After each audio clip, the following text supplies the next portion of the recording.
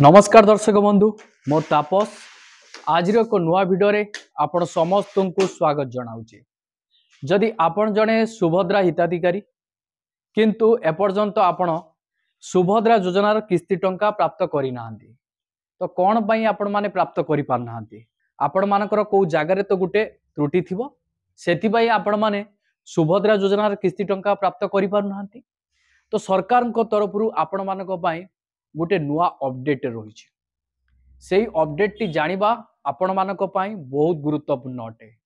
जदि आपण माने सुभद्रार हिताधिकारी अटंती आपण माने सुभद्रा टंका पाई थांतु किंबा न पाई थांतु प्रत्येकटी हिताधिकारी मानक पाई यह गुरुत्वपूर्ण रही। किछि हिताधिकारी किस्ती टंका अटकी सेमानकु किस्ती टंका मिली नाही काली आपण मानकर मध्य किस्ती अटकी जाई पारे आपण मानकु मध्य किस्ती टंका न मिली पारे सेथिपाई आपण माने एही भिडियोटी को आरंभरू शेष पर्यंत देखिबे बिना स्किप रे जहा फल आपण जानि परिबे बुझी परिबे प्रकृत रे समस्या कोठी रहउची तो हिताधिकारी मानकर समस्या रहउची ना एटी सरकार को तरफरू समस्या रहउची। तो चलंतु यार डिटेल्स उपरे आमे नजर पकेइबा।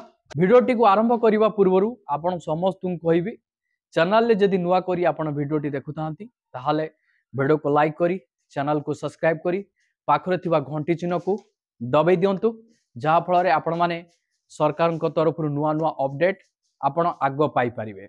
सुभद्रा को नहीं उपमुख्यमंत्री बड़ सूचना 2,85,000 हिताधिकारी हेबो डोर टू डोर सर्वे।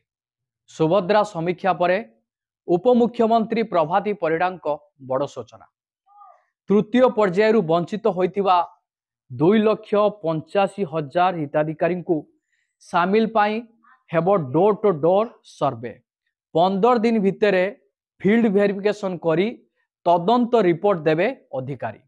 यह सह 2 दिन भितर खुलिबो अभियोग पोर्टाल। बाद पड़िथिबा हिताधिकारी माने पोर्टाल ले अभियोग करी आउ थरे सामिल पाई आवेदन करि परिबे। सुभद्रा समीक्षा पर उपमुख्यमंत्री प्रभाती परिडा बड़ सूचना रही।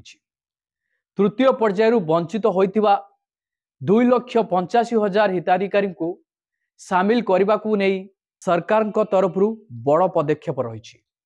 तो आपण मानक पाई सरकार यही 15 दिन भितर गोटे फील्ड वेरिफिकेशन करुचंती से फील्ड वेरिफिकेशन माध्यम रे आपण मानक पुणी थरे सुभद्रा योजना रे सामिल करा जिवो। यह सह 2 दिन भितर खोलिबो अभियोग पोर्टाल। बाद पड़िथिबा हिताधिकारी माने पोर्टाल ले अभियोग करी आउ थरे सामिल पाई आवेदन करि परिबे। यह सह स्वास्थ्य विभाग तथ्य अनुसार मृत की जीवित बोली धरा जिवो बोली कहिसंती प्रभाती परिडा। अन्यपटे 15,984 हिताधिकारी मृत हिताधिकारी बाद पड़िथिबा बेले 1805 जन जीवित अछंती सेमानुकु मध्य योजना रे सामिल करा जिवो। तेबे 36,702 हिताधिकारी गाड़ी किणिथिबा जुगु बाद पड़िचंती।